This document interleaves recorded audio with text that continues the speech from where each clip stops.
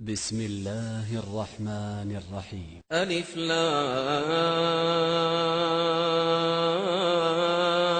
را تلك آيات الكتاب المبين إنا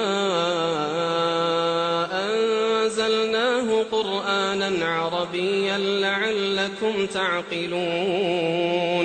نحن نقص عليك أحسن القصص بما أوحينا إليك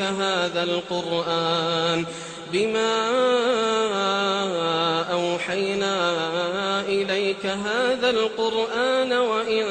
كنت من قبله لمن الغافلين إذ قال يوسف لأبيه يا أبت إني رأيت 11 كوكبا والشمس والقمر رأيتهم لي ساجدين قال يا بني لا تقصص رؤياك على إخوتك فيكيدوا لك كيدا إن الشيطان للإنسان عدو مبين وكذلك يجتبيك ربك ويعلمك من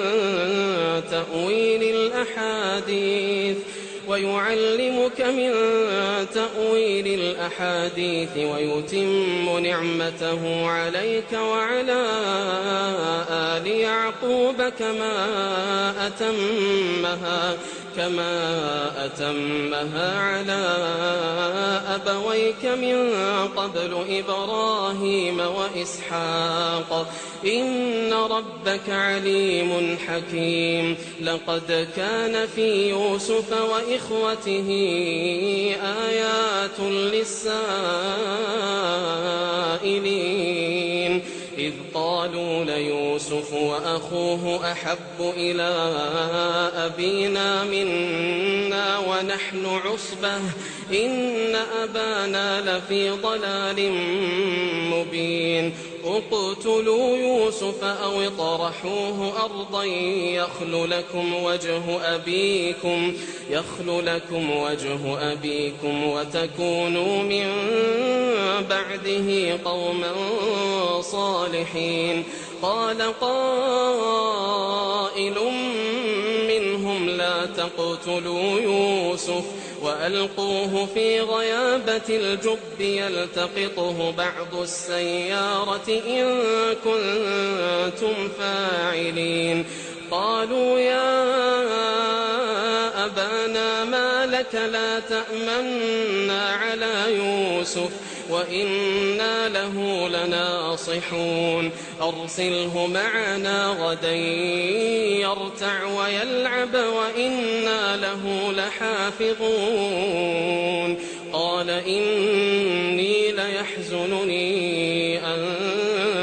تذهبوا به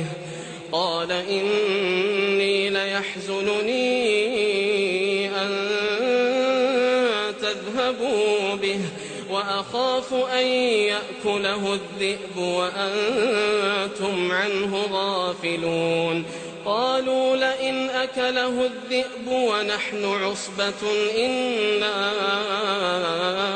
إذا لخاسرون فلما ذهبوا به وأجمعوا أن يجعلوه في غيابة الجب وأوحينا إليه لتنبئنهم بأمرهم هذا وهم لا يشعرون وجاءوا أباهم عشاء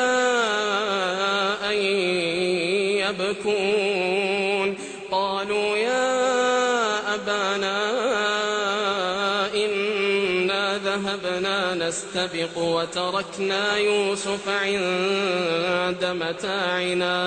وتركنا يوسف عند متاعنا فأكله الذئب وما أنت بمؤمن لنا ولو كنا صادقين وجاءوا على قميصه بدم كذب قال بل سولت لكم أنفسكم أمرا فصبر جميل والله المستعان على ما تصفون. وجاءت سيارة فأرسلوا واردهم فأدلى دلوه قال يا بشرى هذا غلام وأسروه بضاعة والله عليم بما يعملون وشروه بثمن بخس دراهم معدودة وكانوا فيه من الزاهدين. وقال الذي اشتراه من مصر لامرأته أكرمي مثواه عسى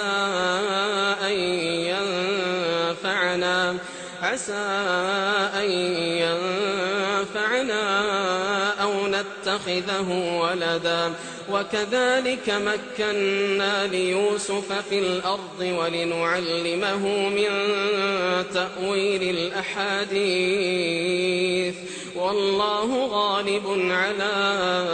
أمره ولكن أكثر الناس لا يعلمون. ولما بلغ أشده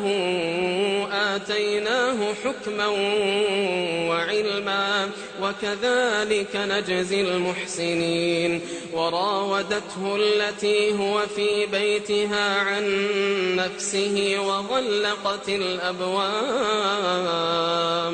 وغلقت الأبواب وقالت هيت لك قال معاذ الله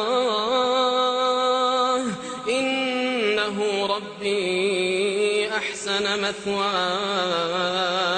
إنه لا يفلح الظالمون. ولقد همت به وهم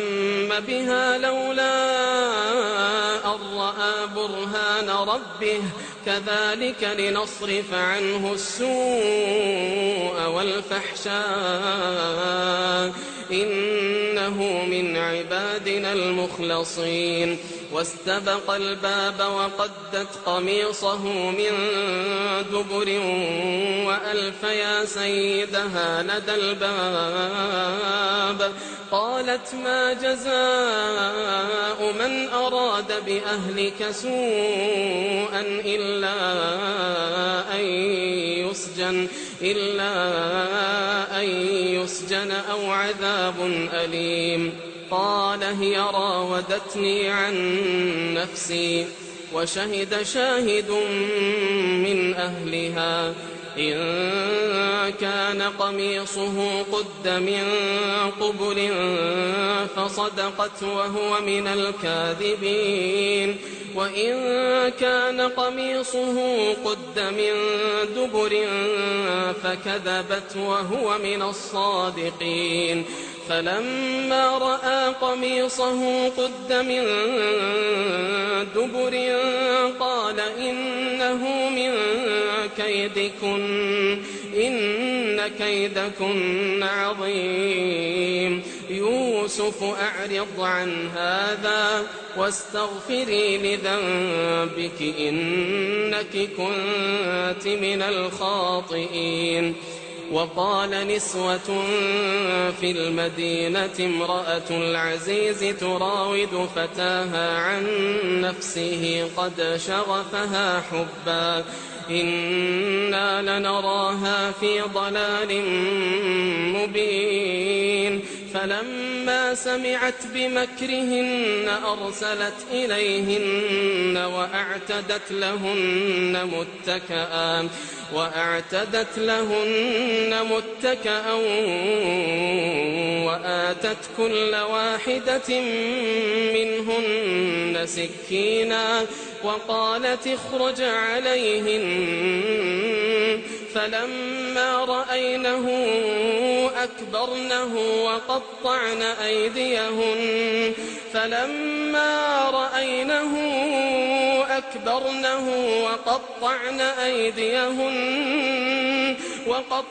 أيديهن وقلن حاش لله ما هذا بشرا إن هذا إلا ملك كريم. قالت فذلكن الذي لمتنني فيه ولقد راودته عن نفسه فاستعصم ولئن لم يفعل ما آمره ليسجنن وليكونن من الصاغرين. قال رب السجن أحب إلي مما يدعونني إليه وإلا تصرف عني كيدهن أصب إليهن وأكن من الجاهلين. فاستجاب له ربه فصرف عنه كيدهن إنه هو السميع العليم. ثم بدا لهم من بعد ما رأوا الآيات ليسجننه حتى حين. ودخل معه السجن فتيان قال أحدهما إني أراني أعصر خمرا وقال الآخر إني أراني أحمل فوق رأسي خبزا تأكل الطير منه نبئنا بتأويله إنا نراك من المحسنين. قال لا يأتيكما طعام ترزقانه إلا نبأتكما بتأويله قبل أن يأتيكما ذلكما مما علمني ربي إني تركت ملة قوم لا يؤمنون بالله وهم بالآخرة هم كافرون واتبعت ملة آبائي إبراهيم وإسحاق ويعقوب ما كان لنا أن نشرك بالله من شيء ذلك من فضل الله علينا وعلى الناس ولكن أكثر الناس لا يشكرون. يا صاحبي السجن أأرباب متفرقون خير أم الله الواحد القهار. ما تعبدون من دونه إلا أسماء سميتموها أنتم وآباؤكم ما أنزل الله بها من سلطان إن الحكم إلا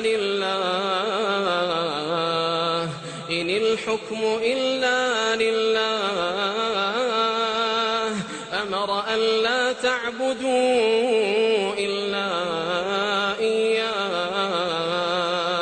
ذلك الدين القيم ولكن أكثر الناس لا يعلمون. يا صاحبي السجن أما أحدكما فيسقي ربه خمرا وأما الآخر فيصلب فتأكل الطير من رأسه قضي الأمر الذي فيه تستفتيان وقال للذي ظن أنه ناج منهما اذكرني عند ربك فأنساه الشيطان ذكر ربه فلبث في السجن 9 سنين. وقال الملك إني أرى 7 بقرات سمان يأكلهن 7 عجاف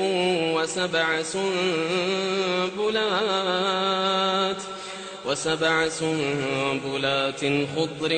وأخر يابسات يا أيها الملأ أفتوني في رؤياي إن كنتم للرؤيا تعبرون قالوا أضغاث أحلام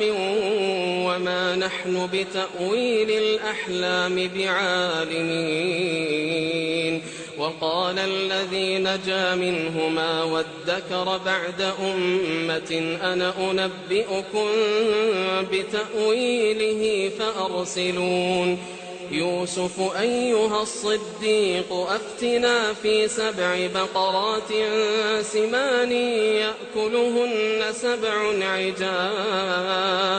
يأكلهن 7 عجاف و7 سنبلات خضر وأخر يابسات لعلي أرجع إلى الناس لعلهم يعلمون. قال تزرعون 7 سنين دأبا فما حصدتم فذروه في سنبله إلا قليلا مما تأكلون ثم يأتي من بعد ذلك 7 شداد يأكلن ما قدمتم لهن إلا قليلا مما تحصنون ثم يأتي من بعد ذلك عام فيه يغاث الناس وفيه يعصرون. وقال الملك ائتوني به فلما جاءه الرسول قال ارجع إلى ربك فاسأله ما بال النسوة اللاتي قطعن أيديهن إن ربي بكيدهن عليم. قال ما خطبكن إذ راوتن يوسف عن نفسه قلن حاش لله ما علمنا عليه من سوء. قالت امرأة العزيز الآن حصحص الحق أنا راودته عن نفسه وإنه لمن الصادقين. ذلك ليعلم أني لم أخنه بالغيب وأن الله لا يهدي كيد الخائنين. وما أبرئ نفسي إن النفس لأمارة بالسوء إلا ما رحم ربي إن ربي غفور رحيم. وقال الملك ائتوني به أستخلصه لنفسي فلما كلمه قال إنك اليوم لدينا مكين أمين. قال اجعلني على خزائن الأرض إني حفيظ عليم. وكذلك مكنا ليوسف في الأرض يتبوأ منها حيث يشاء نصيب برحمتنا من نشاء ولا نضيع أجر المحسنين.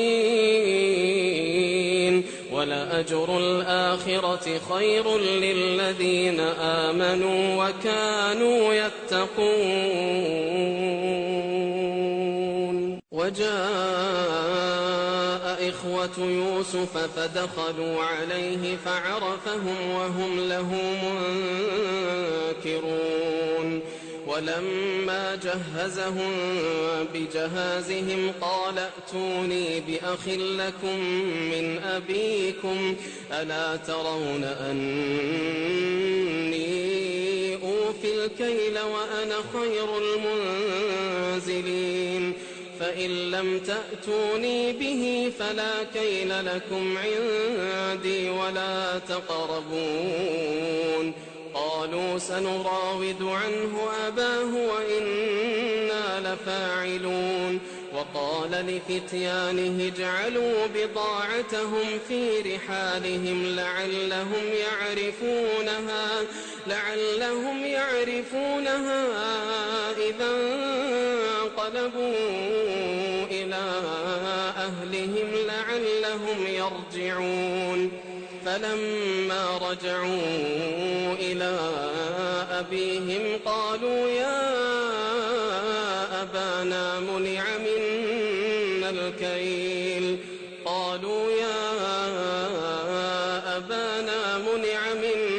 الكيل فأرسل معنا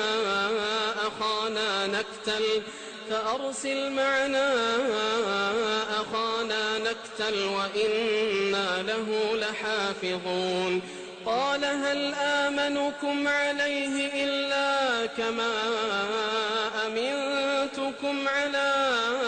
أخيه من قبل فالله خير حافظا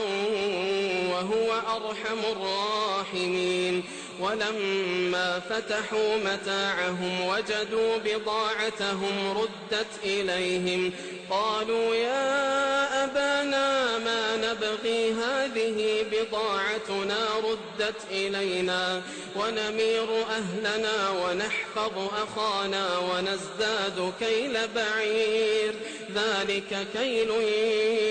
يسير. قال لن أرسله معكم حتى تؤتون موثقا من الله لتأتونني به إلا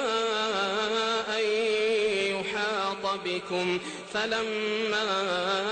آتوه موثقهم قال الله على ما نقول وكيل. وقال يا بني لا تدخلوا من باب واحد وادخلوا من أبواب متفرقة وما أغني عنكم من الله من شيء إن الحكم إلا لله عليه توكلت وعليه فليتوكل المتوكلون. ولما دخلوا من حيث أمرهم أبوهم ما كان يغني عنهم من الله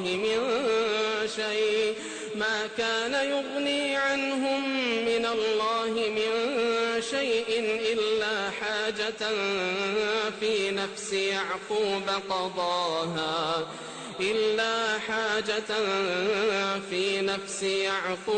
قضاها وإنه لذو علم لما علمناه ولكن أكثر الناس لا يعلمون. ولما دخلوا على يوسف آوى إليه أخاه قال إني أنا أخوك فلا تبتئس بما كانوا يعملون. فلما جهزهم بجهازهم جعل السقاية في رحل أخيه ثم أذن مؤذن أيتها العير إنكم لسارقون. قالوا وأقبلوا عليهم ماذا تفقدون؟ قالوا نفقد صواع الملك ولمن جاء به حمل بعير وأنا به زعيم قالوا تالله لقد علمتم ما جئنا لنفسد في الأرض وما كنا سارقين قالوا فما جزاؤه إن كنتم كاذبين قالوا جزاؤه من وجد في رحله فهو جزاؤه كذلك نجزي الظالمين فبدأ بأوعيتهم قبل وعاء أخيه ثم استخرجها من وعاء أخيه كذلك كدنا ليوسف ما كان ليأخذ أخاه في دين الملك إلا أن يشاء الله نرفع درجات من نشاء وفوق كل ذي علم عليم قالوا إن يسرق فقد سرق أخ له من قبل فأسرها يوسف في نفسه ولم يبدها لهم قال أنتم شر مكانا والله أعلم بما تصفون قالوا يا أيها العزيز إن له أبا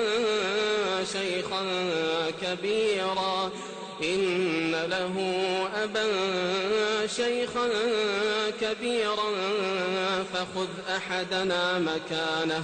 إنا نراك من المحسنين قال معاذ الله أن نأخذ إلا من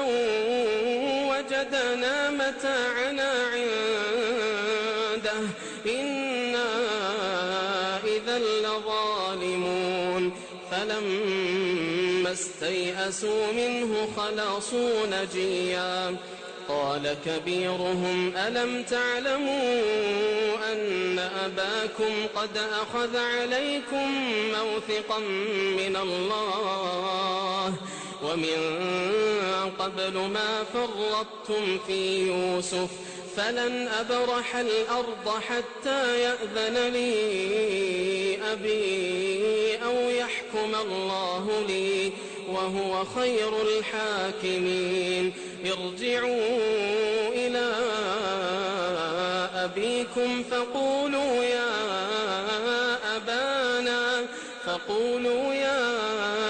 أبانا إن ابنك سرق وما شهدنا إلا بما علمنا وما كنا للغيب حافظين واسأل القرية التي كنا فيها والعير التي أقبلنا فيها وإنا لصادقون قال بل سولت لكم أنفسكم أمرا فصبر جميل عسى الله أن يأتيني بهم جميعا إنه هو العليم الحكيم وتولى عنهم وقال يا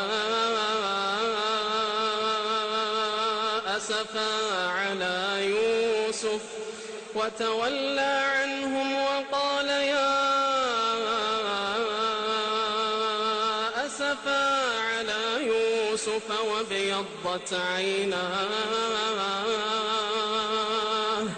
وابيضت عيناه من الحزن فهو كظيم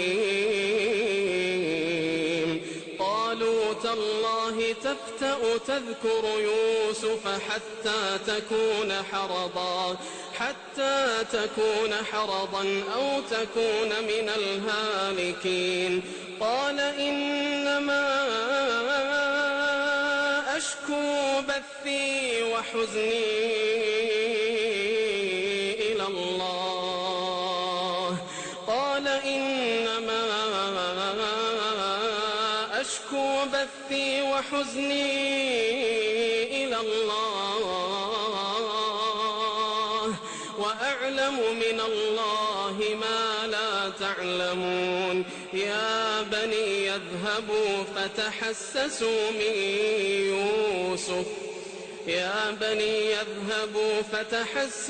من يوسف وأخيه ولا تيأسوا من روح الله إنه لا ييأس من روح الله إلا القوم الكافرون فلما دخلوا عليه قالوا يا أيها العزيز مسنا وأهلنا الضر وجئنا ببضاعة مزجاة فأوف لنا الكيل وتصدق علينا إن الله يجزي المتصدقين قال هل علمتم ما فعلتم بيوسف وأخيه إذ أنتم جاهلون قالوا أئنك لأنت يوسف قال أنا يوسف وهذا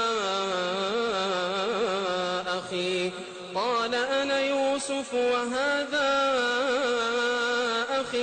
قد من الله علينا إنه من يتق ويصبر فإن الله لا يضيع أجر المحسنين قالوا تالله لقد آثرك الله علينا وإن كنا لخاطئين قال لا تثريب عليكم اليوم يغفر الله لكم وهو أرحم الراحمين اذهبوا بقميصي هذا فألقوه على وجه أبي يأت بصيرا وأتوني بأهلكم أجمعين ولما فصلت العير قال أبوهم إني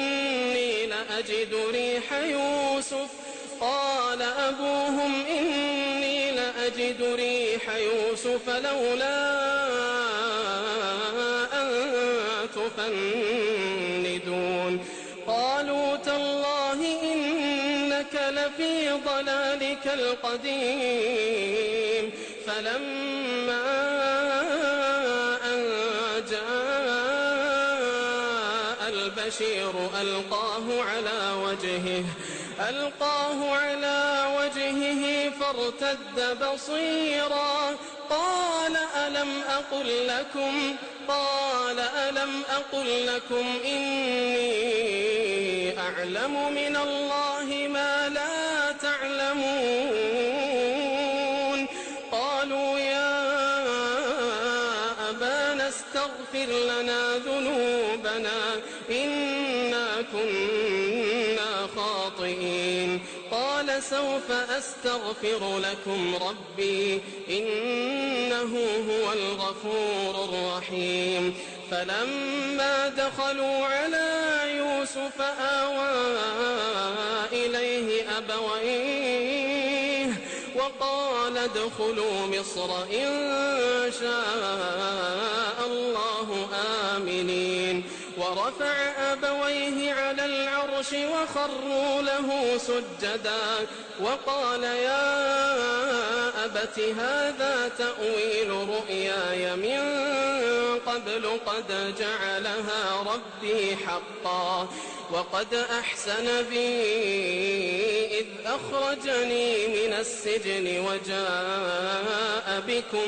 وجاء بكم من البدو من بعد أن نزغ الشيطان بيني وبين إخوتي إن ربي لطيف لما يشاء إنه هو العليم الحكيم رب قد آتيتني من الملك وعلمتني من تأويل الأحاديث علمتني من تأويل الأحاديث فاطر السماوات والأرض أنت ولي في الدنيا والآخرة توفني مسلما وألحقني بالصالحين ذلك من أنباء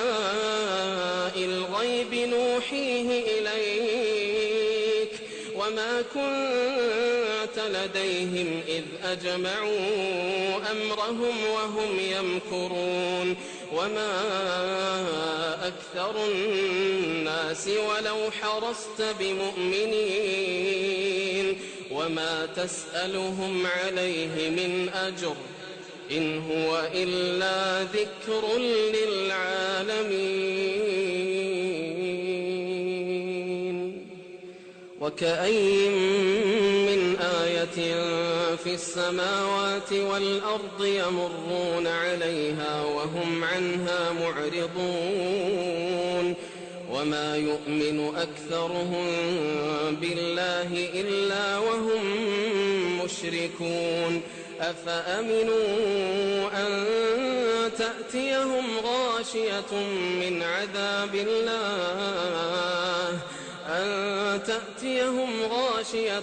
من عذاب الله أو تأتيهم الساعة بغتة وهم لا يشعرون قل هذه سبيلي أدعو إلى الله على بصيرة أنا ومن اتبعني وسبحان الله وما أنا من المشركين وما أرسلنا من قبلك إلا رجالا نوحي إليهم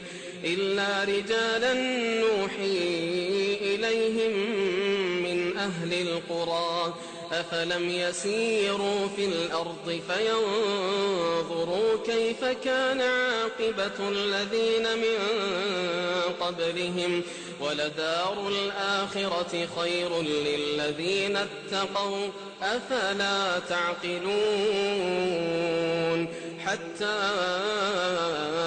إذا استيأس الرسل وظنوا أنهم قد كذبوا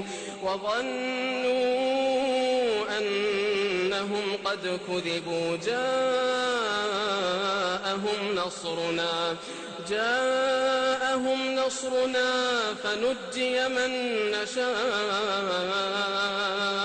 ولا يرد بأسنا عن القوم المجرمين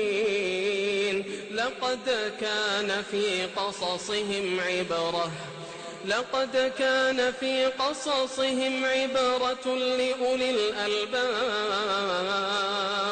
ما كان حديثا يفترى ولكن تصديق الذي بين يديه وتفصيل